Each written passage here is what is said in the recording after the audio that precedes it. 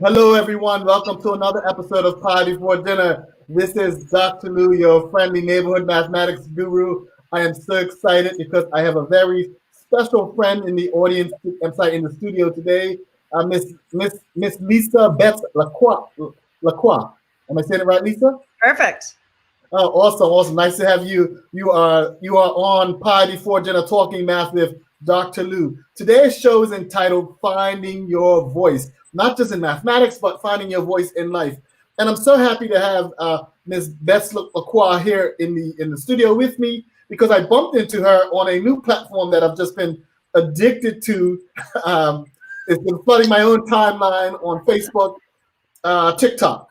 I don't know how many of you are out there in TikTok land, but that is some real serious entertainment, from the Trump impressions to the mental health, self-care kind of things. But my favorite, Lisa, my favorite is the voiceovers, what the improv, the impersonation, The acting duets. the acting duets. Yes, yes. I love that stuff, and it's like and the lip syncing. Lip syncing. Yeah, Yeah. man, I love that stuff, and so I just can't get enough. But I bumped into you in all of this, Lisa. You're so talented. You do so many things. I almost hesitate to name any one thing to call you, but you're a speaker, an actor, a dancer. You're the host of the Power You broadcast, right? Super Power You podcast. Super Yeah. Power You podcast. And so you were on TikTok and you were talking about speaking. And I'm going to have the audience listen to some clips of what I see. But you were speaking, you were giving these tips, and I wanted to learn about speaking and enunciating myself, and even coming online for me was coming online in terms of video was a big step for me, and people see me and they see me speaking and talking in person, and I do that quite a bit. But coming online and making yourself so vulnerable is so scary. And so when I looked into some of your TikToks, and it gave me real encouragement and inspiration. So I'm happy to have you on the show. Thank you very much from the bottom of my heart for being here. Thank you so much. I'm really excited to be here. It's fantastic to get another interaction with you. We have these different modes and ways of being where I'm seeing your content, you're seeing my content. We've had a couple little conversations, and now this is a whole another way to connect. And I'm grateful to get the opportunity to be here on your show. Well, let me start out and confess, right? Since we're doing confessions, you did something on your TikTok that I borrowed from my community, and it was really, really powerful. You was offering free coaching sessions, right? And I said, wow, what a powerful way to interact. In fact, I signed up for speaking coaching session. That's how we got to talk more about your work and about my work. You asked a lot of questions and you listened, and I really appreciated it because it really gave me even more confidence for speaking up and speaking out in the space. So I appreciate you for that. So I borrowed that, and Great. I have I offer free coaching sessions for parents, just 15-minute sessions for parents. Last week, instead of having a show, we actually had some coaching sessions, and I got to talk to some parents. But let's start right there. That's a great place. One of the things that I brought up in the session was this. When I put myself on air, at least when I first started putting myself on air, I either couldn't look at myself being recorded back, or I would look at myself and look at everything I was doing wrong in the space, and I began to shrink. So I would put myself out there. I wanted to put myself out there. I had the content to do so. And then I felt kind of guilty or weirded out for doing so, like I didn't belong. And can you remember what you told me? Or if you don't, just make up. What would you tell me in that? Well, I don't know what I told you specifically, but what I probably would tell you if you said that to me now, and what I see as being a common experience, is that human beings have this tension. And I don't think I told you this, but I'll tie into what I bet I might have said. And that is that human beings have this tension between the desire to share our voices and to be seen and to be known, and the conflicting tension, which is we're really afraid to be.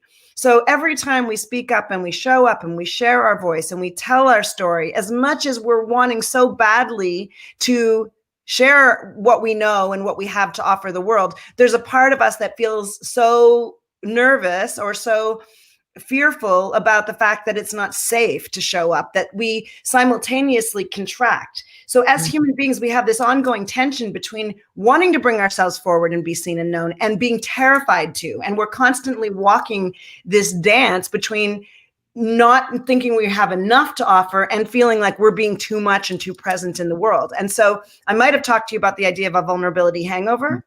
It's exactly what you said. You passed the quiz. Go ahead. Well, it's, and the beautiful thing is, the reason is because it's such a human experience. It's so common for most people. Most people, in my opinion, have something in them that's calling out to be seen and known and said.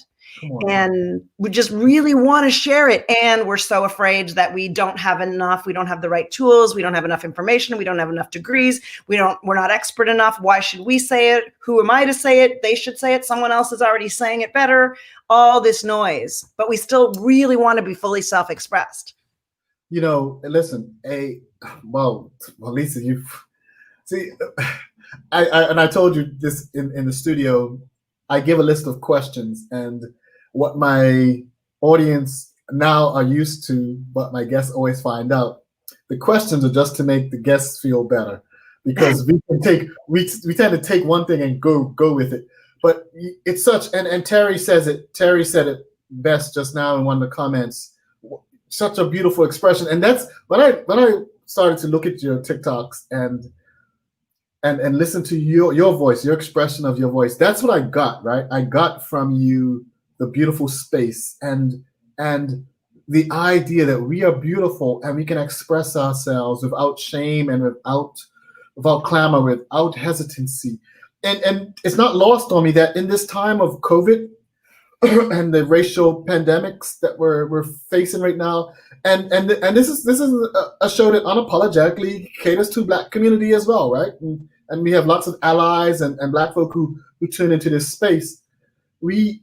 It's as a Black person, as a Black man, for me, I sometimes struggle with showing up. I struggle with showing up because the spaces that I show up into aren't always safe. And that's in life in general, right? I'm always, I was telling my colleagues at work, you can talk about safe space all you like, but as a Black man, I have to assume that every single space is not safe. That's my default, is that every space is not safe. And the space has to be won over, right? And so whether I'm in a mall, whether I'm on the train, whether, I'm walking down the street, especially if I get stopped by a cop, I cannot just assume that I am in safe space and in safe company. That's such a tough burden. What do you say to us in these times with regards to that? Yeah, well, I can't speak obviously to being a Black man in the world, and I told my heart, my heart is hit when you speak about that. I get I think I get a teeny little piece of the pain and the injustice of that. What I can speak to is, and I like that Nadia's pointing out imposter syndrome. This is key for so many of us, that we suffer from imposter syndrome. And that comes up very acutely when we open our mouths and show up and take the risk of taking up space. But I would speak to the idea that you referenced it, and that is that I do believe that we are essentially powerful human beings and essentially good, and that all of us have a story that needs to be shared, that we have experiences in our lives and skill sets and commitments and passions. I was taught that when you... Sorry, go ahead. That's okay. That needs to be shared, that someone in the world needs to hear. And I believe the time is now for us to find those voices. So I'm a speaking skills coach, and my speaking skills training and coaching is based on my background as a film and television actor. I use acting skill sets, acting training, all kinds of elements of acting to help people find a more empowered access to their voice. But the thing is, my training is actually about something deeper, and my speaking coaching is actually fundamentally about resistance of the oppressive structures that we're impacted by, and reclamation, which means reclaiming our power as human beings. So I believe this to be true for everyone right now, but it's more true for anyone with any kind of marginalized identity. So that's true, more true for women that our voice is needed. It's more true for Black people and people of color. It's more true for people who don't have the regular, the privileges that, are standard to many people. So if you have a marginalized identity in any way, shape, or form, your voice is that much more needed. And what you're saying, sometimes more likely that you're going to have imposter syndrome or a vulnerability hangover or the feeling that you're not safe if you speak up, So I can say a lot more, but I'll leave it there. That's let me mute myself.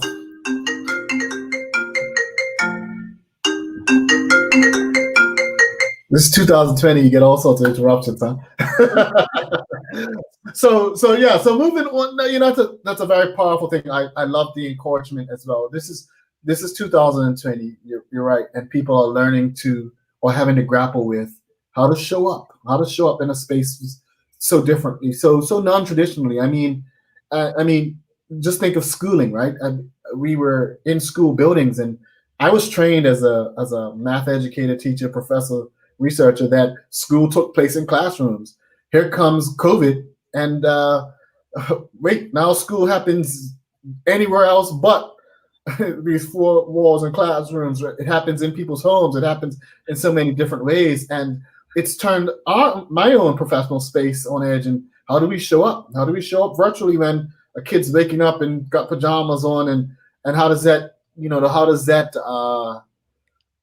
how does that impact the classroom, the learning space, right? And look at Black Lives Matter. We're seeing what happens when your neighbor is stopped and harassed by the police over different things, or when one experiences an incident of racial violence. And how do you show up? What happens when a colleague has been sexually harassed and sexually exploited? And I'm experiencing that in my church. My church has become a hotbed right now in thinking about the ways in which people in positions of power have exploited women sexually, right? And the silence of, how do you speak up as a member? How do you speak up? How do people speak up? What can they do?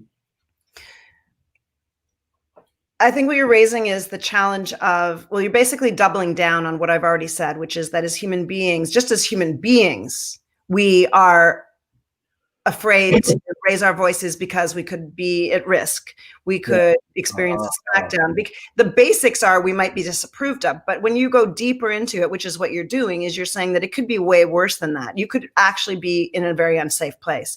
So I believe that, let me just read what Tara Lynn says, because I think that it's really true. The colonial framework, when we learn to speak and be silent, who to serve, liberation requires us to do the work to figure out how we cultivate agency over our own lives. So beautifully and perfectly said. And this is the essential underpinning of the way that I approach speaking training, which is that I believe that in order to be in resistance to the colonial frameworks, to all the ways that we're disempowered by the inner voices, but also by the outer structures, the patriarchal structures, the racist structures that are in place, all of that stuff, that we have to, little by little practice finding our voices and our stories and sharing them, and then get encouragement and increasingly build our sense of safety, because so much of that's in our nervous systems on so many levels. And so I am a really firm believer in paying careful attention to where you first start to share your voice. And I don't know if you've heard me say it, but one of the concepts that I believe is really central is the idea of fertile listening. How we are listened to, how we are held, impacts how we speak. And so when you're in the process of trying to find your voice, the concept of fertile listening is that when someone listens to you with fertile listening, they're listening to you in a way that you can't help but bloom in their presence. The best of you can't help but come out. You can let your audience. And so I believe it's really important to pay conscious attention to who is actually listening to. I apologize, technical difficulties. Okay. So paying clear attention so that you're surrounding yourself as you're building the muscles to who's paying attention. Just like if you're doing weightlifting, you want someone backing you up so that you can build the muscles before you can actually do it on your own. And you know what's interesting about what you're saying is that, and I put this in the chat, you wouldn't see it, but it's in the comment list in the broadcast. I don't know if you can see it, but parents, so many parents ask me this quite a bit when it comes to math teaching and learning. I find that so many parents speak for their children and don't allow or don't know how to get their children to express their own voice, right? And so when they ask for help, for example, it's the parent is literally asking all the questions, the parents got all the concerns, and it's their interpretation of the space. And I'm always wondering, what's the student thinking and saying?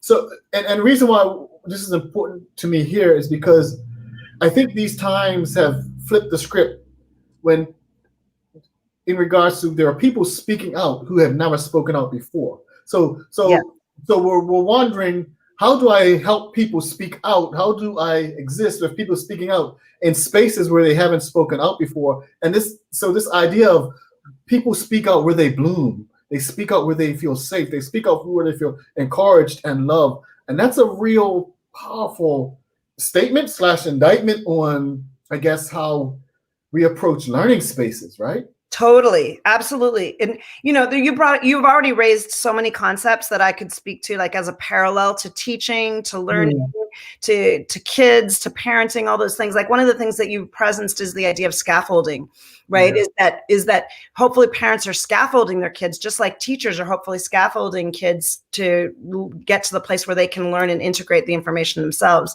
And I think the same thing is true when we're finding our voice and finding our ways of being empowered in the world, is that we want to be around people who are going to scaffold us, you know? Yeah, but you know, it's scary. It's almost, it's so easy to listen to you and agree, right? And then once we're in a situation where I'm tutoring a student or working with a student, now that just goes out the window. And probably because their view of the stakes, you know, they're high stakes. Like, I'm not going to let the student have voice. You know the answer, just speak up. I'm going to shake you and speak up. And the teacher sees the student getting shaky. I don't know. So in fact, there's a TikTok, right? There's a TikTok on that shows the student working and the parent is hovering. And the teacher wants the student to answer, and the parent is hovering, and the student is so scared. It's like, 3, you know, I don't know. They can't concentrate because they're not able to have their voice in a space where they feel heard. So one idea, parents, is to create an environment of fertile listening where people feel like they can flourish and bloom in the space of their own voice. If you don't mind, Lisa, why don't we tackle one of your TikToks? I've been trying to do this without. Okay, let me just say, can I just say one thing to that, though, to what you just last said? And that is that I think that this idea of fertile listening is important in terms of how it shows up in education. I've tried to find this again. I haven't been able to find it, but that idea was really clarified to me when I read some studies that were done in schools. And you would probably know this now, maybe not as a math teacher, but maybe from your own experience. And they did these experiments where they had students do presentations, and they did 2 different situations. One in which everybody in the classroom or in the audience was sitting going, yeah, you know, like nodding and affirming. And then another one where everyone was instructed to be listening to the presenter, kind of like rolling their eyes and like bored and yawn. And the difference in the impact of how the person presented was astronomical, like night and day, in terms of how effective they were at their presentation, objectively speaking. And so I think this is so important for us to know, both as listeners, as people who are supporting and scaffolding, as teachers, as friends, as parents, but it's also really important for how we choose what kind of soil we plant ourselves in when we have choice. Yeah. So and Terry's asked. Terry always pushes us to ask this question. I'm so glad, Terry, that you've put this in the chat. So give me just a quick, I'm sorry to put you on the spot, but give me a quick list of 3 recommendations for parents who are trying to do this, create this safe space and fertile listening for children. Well, I think you already addressed one thing, and I know I'm personally guilty of that, is I can have all these concepts. When I'm right in the middle of raising my kids, I have this idea about like what's right, and I'm going to go right into fixing and speaking and over. And I'm a very verbal person, and both my kids are a little bit less so. So it's really easy for me to overrun them. So I have to bring a lot of self-awareness, and I also have to give myself compassion because I haven't always done that for my kids. So I think there's a really elaborate mix of compassion for all the places we haven't been perfect, or we're not perfect, or we're processing our own stuff, and also an intention to keep on paying attention to, can I do that? How? And I think the idea of fertile listening is in and of itself useful, because if you're thinking about how am I going to listen in that way, you can actually practice it more effectively. So that's one thing. I think. I'm giving you a lot of tests today, aren't I? A lot of quizzes. What's that? I'm giving you these quizzes, these challenges. Okay, no, I like it. Yeah, being self-aware and practicing compassion. Grace for the space. Oh, that's beautiful. Did you come up that ahead? I did, and when I came up with it, I was like, wow, that's amazing. I love it. So that's one thing. So actually, I just did a TikTok. I can't even remember if I've actually published it yet or not, but it's basically about interrupting, because interrupting is one of those times when you can be, a lot of people feel afraid to. I talk a lot about pausing, as you know, and as we can talk about more. And a lot of people, when I talk about pause, say, I can't pause because if I pause, someone's going to interrupt me, which is basically a metaphor for a lack of safe space, right? It's the metaphor. It's a small thing that if I pause, someone's going to interrupt me. How does someone feel safe to speak when they fear they're going to be interrupted or smacked, whatever the variations are on that? And what? Smacked in the head. Yeah, I mean, they might, who knows? And if they feel, then they're not in a safe space. Well, so it's like all things, you have to look at it from both points of view. So for the interrupter, or let's extrapolate the parent, the teacher, the person who has the power, what can they do? Yes, be self-aware, practice compassion for themselves. Also recognize that there's a difference possibly in learning style or processing speed. So I think for a parent or teacher to always be asking a question about who is this other person and how are they different from me in terms of processing speed. That's another secondary piece. So the first one you have is being self-aware, but the other one is being other aware. What does this person need? Whoa. Come on now. I'm writing that down. I like that. Did you just have you said that before? Other aware, that's something. I mean, it's just an extrapolation from this idea that if you deal with an unsafe space and in the form of interrupting, that you can impact that unsafeness on both sides, as the person who is the interrupter or the person in power, and as the person who is the student or the person who feels that they don't have as much power. Yeah. And then the third thing is that you encourage and scaffold the person who is the student or the learner or the kid or the person who doesn't feel as safe or as empowered to find ways that they can build on their inner strength. In fertile listening is just one of those. Find ways to empower the student, the person, the kid, one of the things I do this, I have this PhD in mathematics ed, and so when I'm tutoring my nephew, right? I'm tutoring my nephew. I'm talking to my nephew, and my brother, his dad, looks over his shoulder to answer, and he says, "Can I hear from my nephew?" And I realized something. I realized that the parent, right, is reliving moments. They're reliving their history in mathematics. They sense, and I get it. I really get it. They sense the power of the moment, and they think they can't yield. They don't want to yield the power of the space because of what happens. There's a big risk. So the risk taking is in the parent. We talk about the learner taking a risk, but the risk taking is in letting go of the power so that you can be other aware. That your child deserves to be other aware, that you deserve to be other, that they deserve an awareness, and you can draw from their inner strength.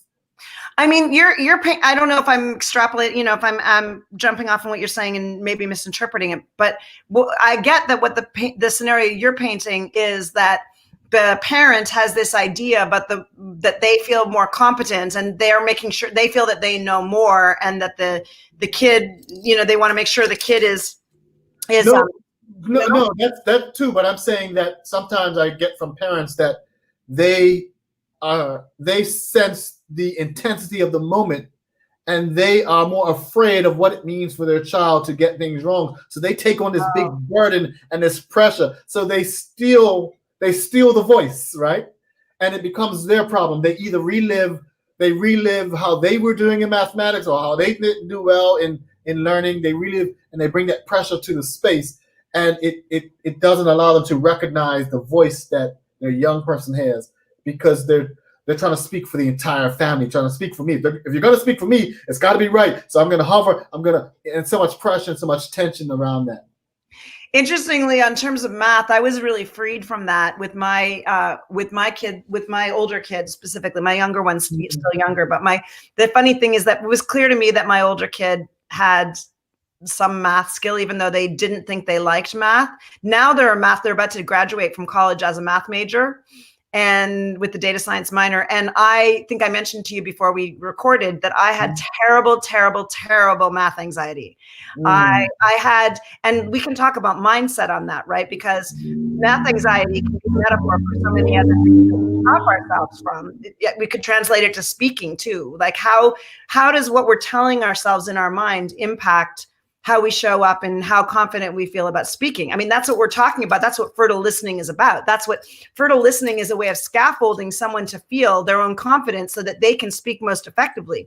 Well, I can tell you from firsthand experience that the noises in the back of my head about math were, I'm trying to figure out some basic math concept that a math teacher's teaching me. And all I'm hearing in my head is, you're not going to be able to do it. You're not going to be able to do it. You're not going to be able to do it. You have no idea. You're terrible at math. You're terrible at math. You're terrible at math. And so, of course, I'm completely frozen up. That was my experience in math, but I didn't understand mindset then. In preparing for the show tonight, I was thinking about this. I remember when I was in my very first calculus class, and I'd come from a school, I did very well in mathematics, but they didn't have a pre-calculus class. So I was showing up into a calculus class at 16 years old as a freshman in college. So the youngest in the college. And I was in this class. I was one of only 2 Black students in the class. And I felt like I couldn't talk. I felt like I couldn't speak. I felt silenced, right? That I got so much anxiety in the space around just, do I even have a voice? What can I say? Am I okay even just to speak my truth, to speak what I don't know, right? Because what's really helpful in mathematics and in teaching and learning is when students can articulate what they don't know. Yeah. And what they need to know. Not so much what you know, but it's what you don't know, what you need to know. And there's so much pressure. So there is a mental battle, an inner battle to release oneself from that space. Did you have that experience about speaking about what you knew, even though you felt confident about the math part of it? Or did you feel not confident about the math part of it too? I would say it's related. I would say it's both, right?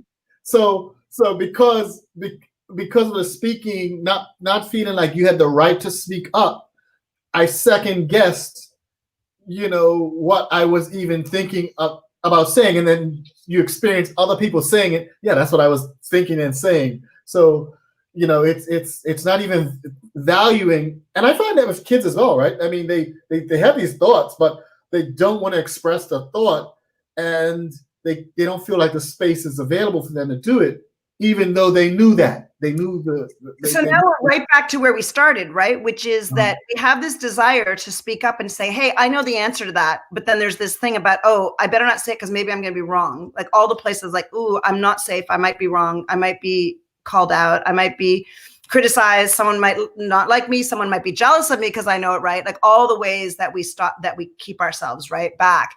And that some of the ways we get confidence and evidence for the fact that, yes, it's okay to speak is, in your situation, you described one, which is I'm holding myself back. I'm not going to say because I'm not sure. And then someone says it and you're like, oh, that's what I was going to say. oh, I guess I could have said it.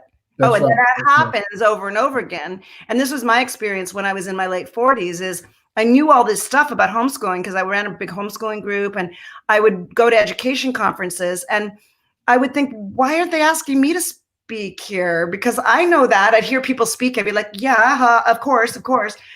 And then and I see that often enough, just like you described this situation of, oh, why aren't I speaking it? Clearly they're saying, and this is the evidence. Okay, yeah, it's safe to speak up. You know the right answer. Now it's your turn. Go. And then we get this sort of confidence over time. You know, this is, and this spills over into the age space, and I want to come back to that in a second. But let's go and take a look at one of your videos. You're listening to Pi Before Dinner. I'm Dr. Lou with my very special guest, Miss Lisa Betts-Lacroix. Speaker, actor, dancer, speaker, coach extraordinaire, TikTok guru. And so we're gonna listen to one of her TikToks. Okay, if you just bear with us for a second and let me pull it up, and we're gonna listen to one of her TikToks.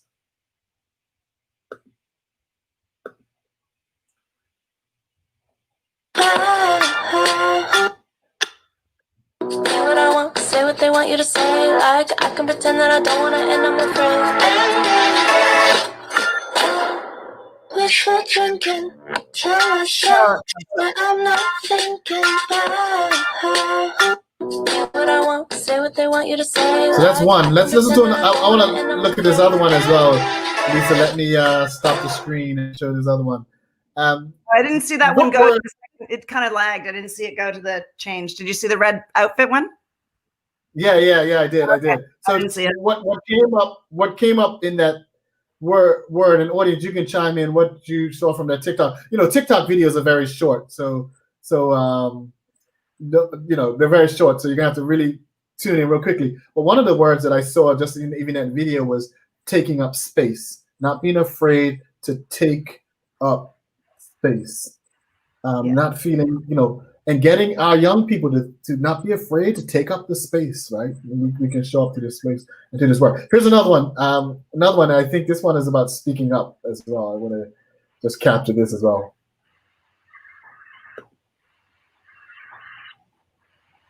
See, you think. See, you discover what you're going to say next. You're giving them the gift of knowing you a little more. So make a conscious effort to take a moment to think about what you're going to say next when you otherwise would insert a filler word like like, or you know, to stall for time. Speaking skills Q&A. Erica Lilly asks, what do we do instead of saying like, you know what I mean? The best thing you can do is replace those empty words with a pause.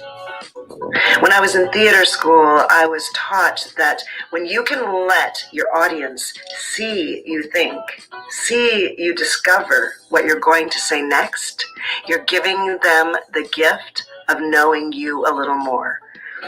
So make a conscious effort to take a moment to think about what you're going to say next when you otherwise would insert a filler word like like, or you know, to stall for time. Speaking. I like that. I like that one. In fact, I think I talked to you about that one as well. I realized that when I would talk and I was interviewing my guests, I would say, so what do you know, in fact, that's a very, when I'm talking to my friends, so tell me about this, you know, and I started to become more conscious about my need to try to fill the space rather than just pause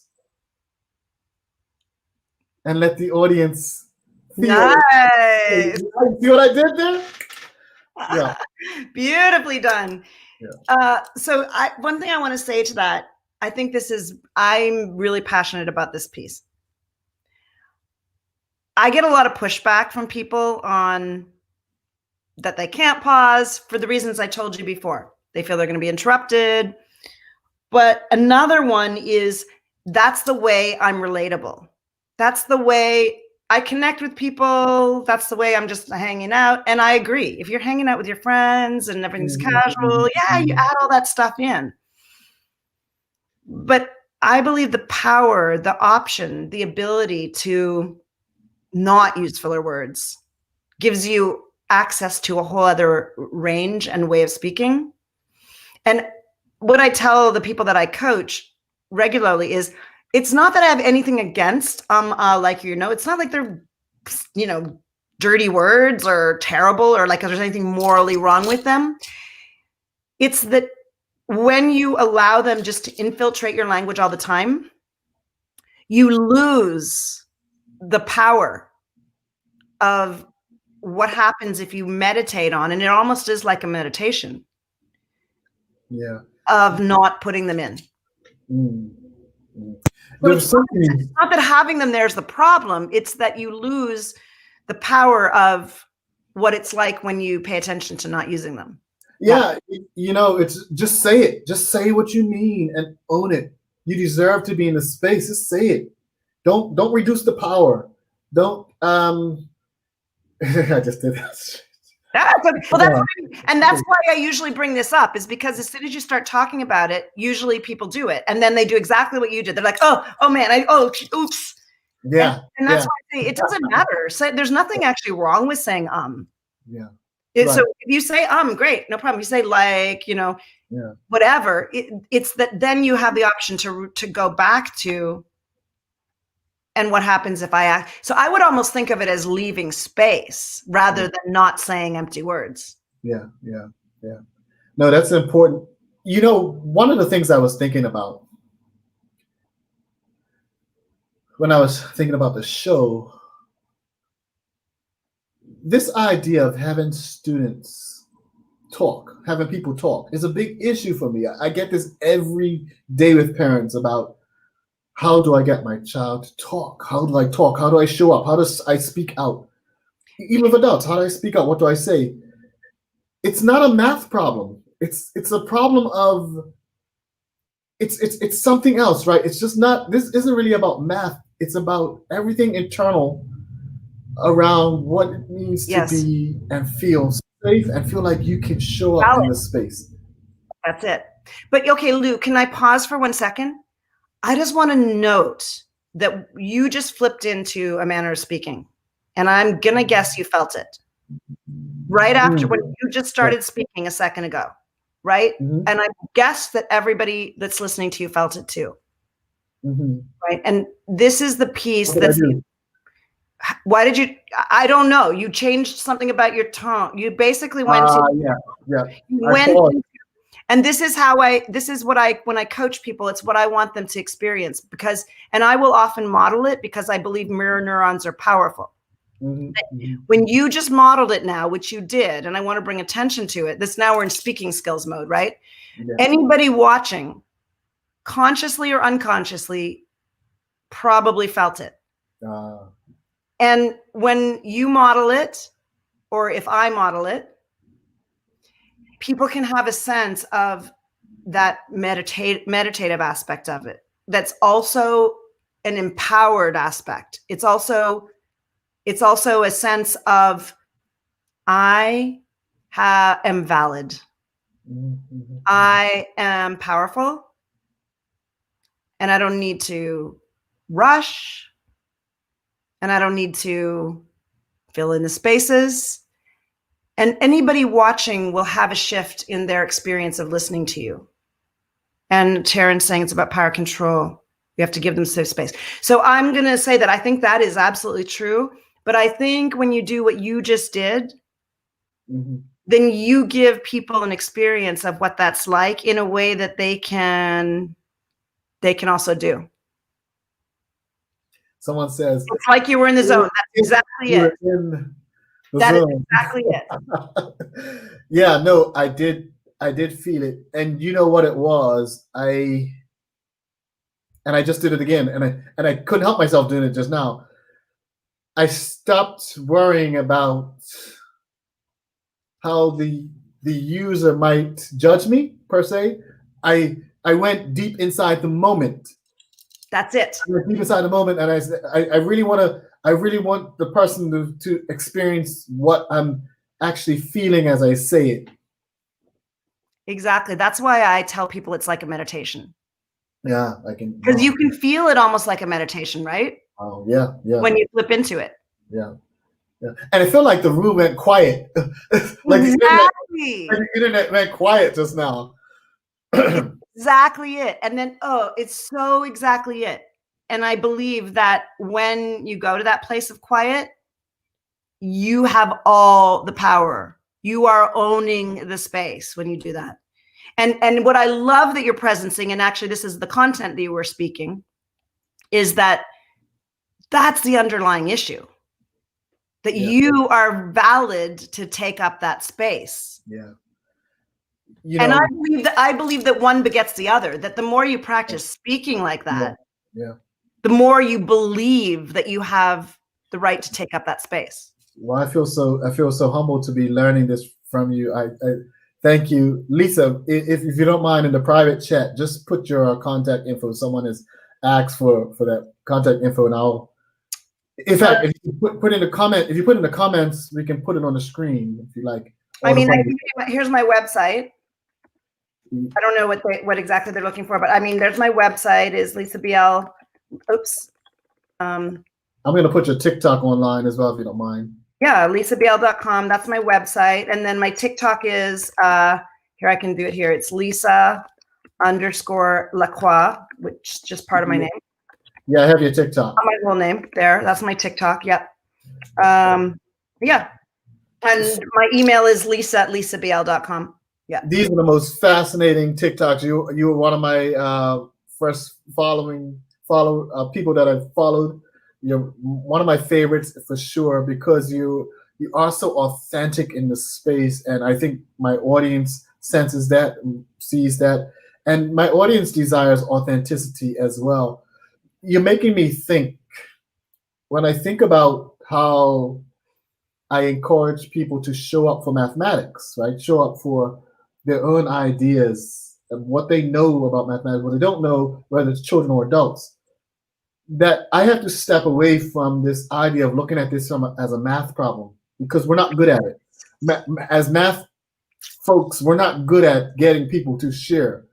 But I need to step away and focus on this, and I hope parents will join me, focus on thinking about this as a human problem, as a human issue, of getting humans to feel that they can step into a space and own mathematics and own stuff, right? And be a part of and share their own and construct their own voice.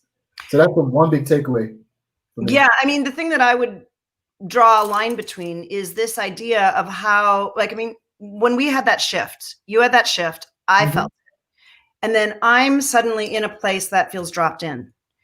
Imagine if you spoke in that way that then shifted, because we're connected, right? And if you're talking to somebody, it's a student of yours, and you're speaking in that way, and you can do the mirror neuron thing where they get the in the zone feeling, and then you communicate to them that they can have that experience too. And then you teach math from there.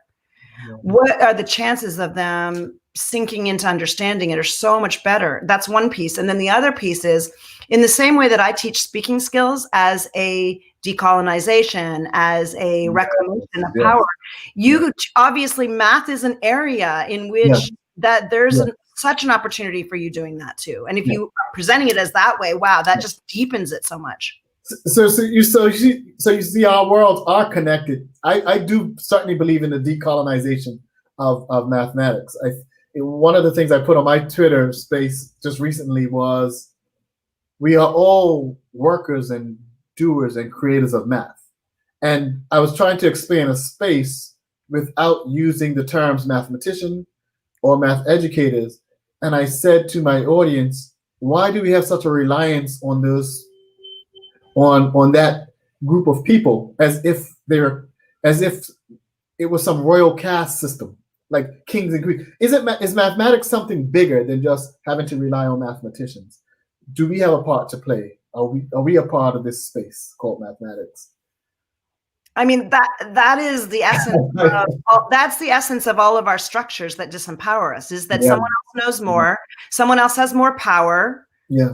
Like that there's this hierarchy of power and of knowledge, expert instead of, or a performer, or, I think that's the essence of deconstructing so many of the oppressive structures that are in place is, taking out some of that hierarchical piece. And that certainly exists in education. It certainly exists in mathematics.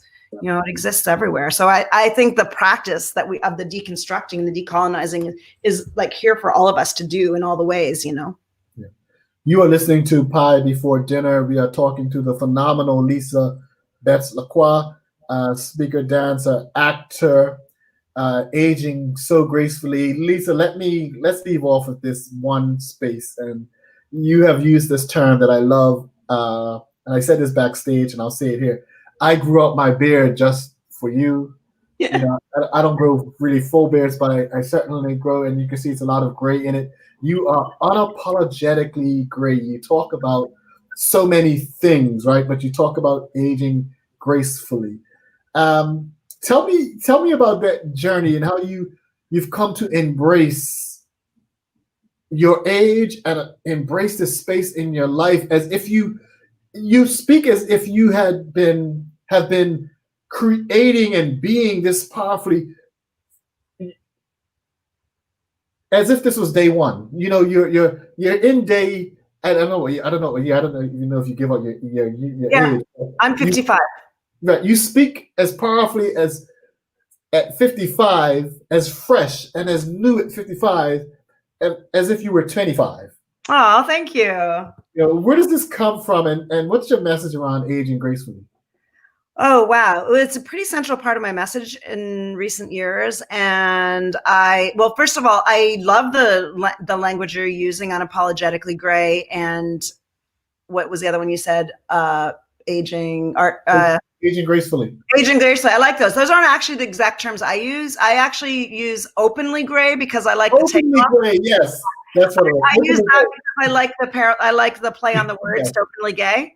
Openly gray, yeah. So openly gray. And then I actually have a concept that I call artful aging.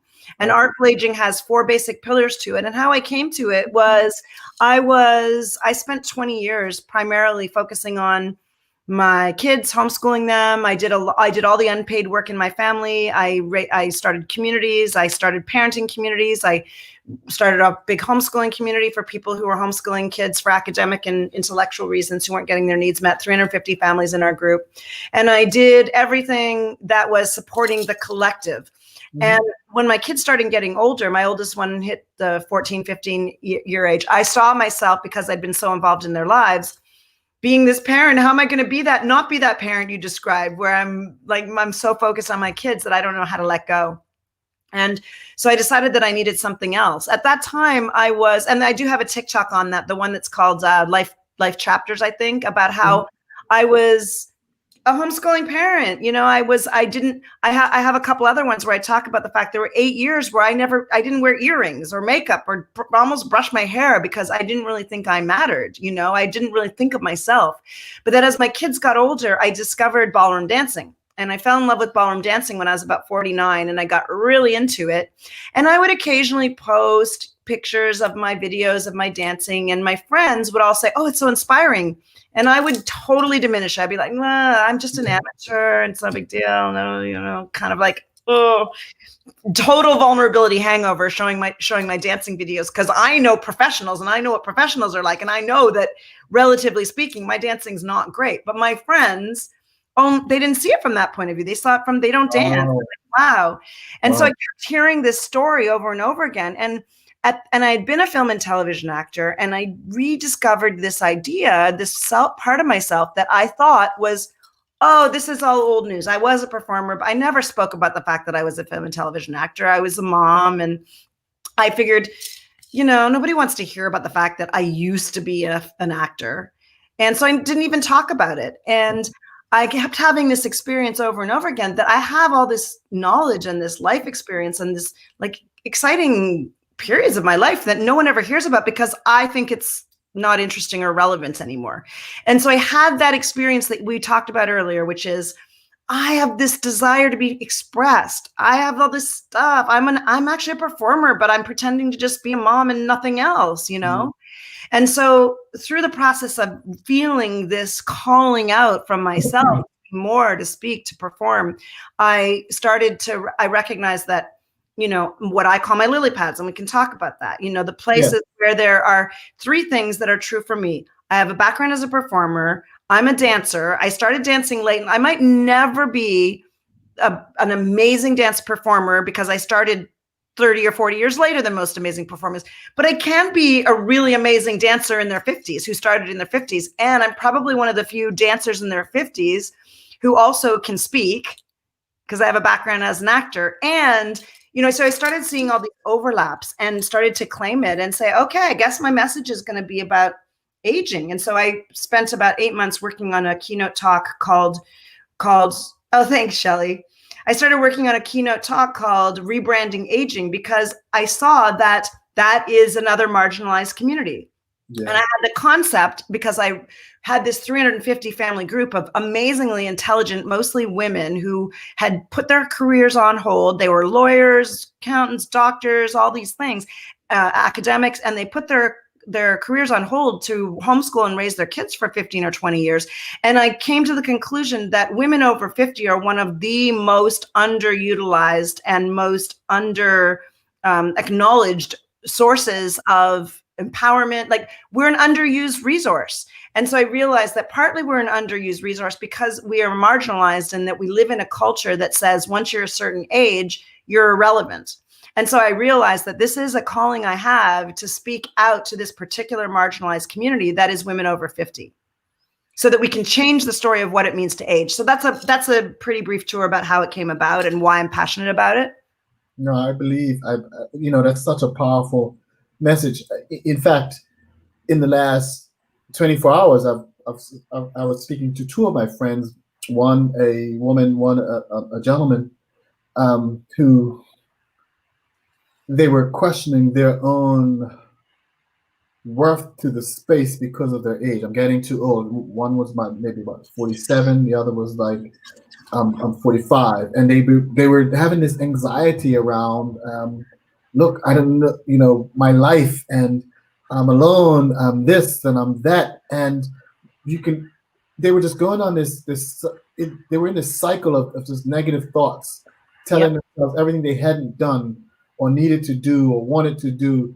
And I said, listen, I need you to listen to the show because you need to listen to Lisa Betts-Lacroix because she talks about idea of art for aging and aging gracefully.